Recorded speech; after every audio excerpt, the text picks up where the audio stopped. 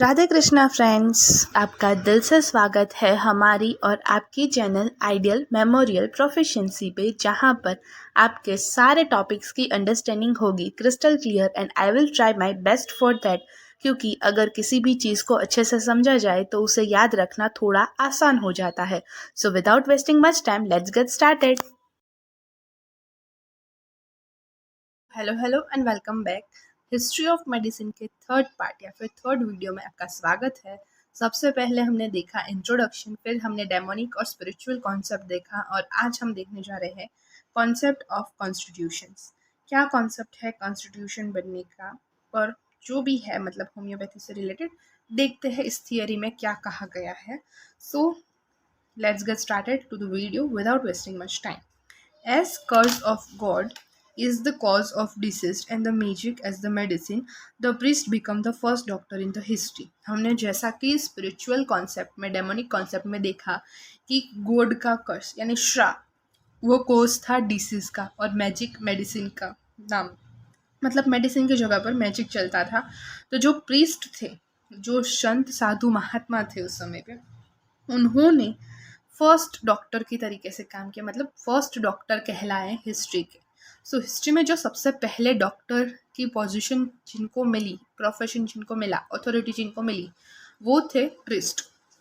The knowledge of priest on human structure and functioning was limited. जो knowledge था priest का human structure पे, human functions पे, वो बहुत ही लिमिटेड था। Moreover, dissecting the bodies and studying anatomy in those days was not allowed. जो dissection है बॉडी का और एनाटॉमी का स्टडी है वो उस समय पे अलाउड नहीं था। Dissecting bodies was social taboo and was considered as a sin. Body को डाइसेक्ट करना, उसके पार्ट्स को स्टडी करना, ऑर्गन्स को स्टडी करना उस समय पे एक सोशल टेबू यानी कि एक तरीके से धब्बा माना जाता था, मतलब खराब काम माना जाता था उस समय पे, वो पाप की तरीके से कंसिडर किया जाता था। Any sort of experimentation was against the religious and superstitious belief. ऐसा कोई भी काम है कि आपको एनाटॉमी स्टडी करनी है, बॉडी का डाइसेक्शन करना है, body parts, body organ study करने हैं, तो ये सब कुछ एक्सपेरिमेंट्स है वो अगेंस्ट रिलीजियस और सुपरस्टिशियस बिलीफ था। जो उस समय में जो बिलीफ थी, अंधविश्वास था, जो रिलीजियस कुछ बिलीफ थी, दोनों के खिलाफ था ये।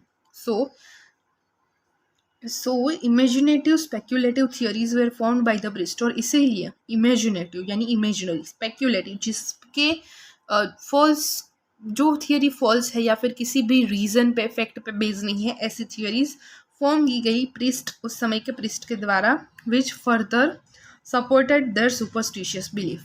ऐसी ही थियरीज बनाई गई जो उसके ही सुपरस्टिशियस बिलीफ को सपोर्ट करें। They develop the theory of humours. उन्होंने ह्यूमर्स की थियरी डेवलप की, जिसमें and believe that the disease were because of either excess or deficiency of humours means fluid present in the body. उस समय में disease को ऐसा माना जाता था कि वो डेफिशिएंस, आइदर एक्सेस ऑफ यानी ज़्यादा होने की वजह से, या तो कम होने की वजह से, यानी हमारे बॉडी फ्लूइड्स है, जो ह्यूमर्स मतलब fluids, one of the body fluid अगर कम है या ज़्यादा है, उसके कारण कोई भी डिसीज हो रहा है, जैसे कि ब्लड है, बाइल है, फ्लेगम है या फिर येलो बाइल है। This was purely based on the imagination and experience. और ये सारी चीज़ें प्योरली बेस्ड थी या तो इमेजिनेशन पे या फिर एक्सपीरियंस पे। उन्हें ऐसा लगा था या फिर उन्होंने ऐसा इमेजिन कर लिया था। So the drugs they used to cure the disease were also based on superficial resemblance of the nature of disease। और इसीलिए जो ड्रग उस समय में वो यूज़ करते थे, दवाइयाँ जो यूज़ करते थे क्योर करने के लिए डिसीज को, वो भी सुपरफिशियली रिसेंबल करने के बाद, मतलब डिसीज को ऊपर से देखने के बाद उनको जो लगा कि डिसीज ऐसा हो सकता है, नेचर ऑफ डिसीज को ऊपरफिशियली वो क्या कहते हैं, इन्वेस्टिगेट करने के बाद, रिसेंबल करने के बाद उनको जो लगा वो उन्होंने दे दिया। वो सब कुछ सुपरफिशियल ही था, कुछ भी डीप नॉलेज नहीं था। The physiological appearance of the drug and physiological, मतलब ऊपर से लगा कि इसके लिए ये दवाई हो सकती है, superficial based, nature of the disease को देखा, ड्रग को देखा, फिजिकल अपीयरेंस को ड्रग के, और superficial resemblance of nature of disease, और दोनों को मैच कर उनको जो लगा वो उन्होंने कर दिया। They called this as a doctrine of signature. और कुछ केसेस में अगर वो ठीक लग गया मतलब ठीक से काम कर गया तो उसको उन्होंने डॉक्टराइन ऑफ सिग्नेचर कहा। जैसा कि हम डॉक्टराइन ऑफ सिग्नेचर फार्मेसी में पढ़ते हैं कि tomato is good for heart, carrot for eyes, grapes for alveoli, वैसे ही ऐसी चीज़ें जो उनको देखने में सिमिलर काइंड ऑफ लगी, उनको दवाइयों की तरह उन्होंने प्रिस्क्राइब करना, यूज़ करना स्टार्ट कर दिया और उसको उन्होंने डॉक्टराइन ऑफ सिग्नेचर का नाम दे दिया। Hahnemann in the later years criticized this as a faulty method of applying medicines. Hahnemann ने ऐसे बिना सोचे समझे मेडिसिन को देने की जो टेक्निक थी उनको फॉल्ट यानी गलत बताया कि ये गलत है ऐसा। History provide evidence to the various system of medicine that prevailed over various parts of the world. History evidence provide करती है various systems of medicine के लिए जो उस समय पर चल रही थी, prevailed थी, मतलब उस समय पर ज़्यादा चलन में थी। All such systems were based on the religions and mythological theories of the region. मतलब उस रीजन में जो भी माइथोलॉजिकल थियोरीज है, जो भी रिलीजन के बेस पर जो उनकी बिलीफ है उस पर ही बेस्ड थी वो ज़्यादातर सिस्टम्स जो उस समय पर चल रही थी।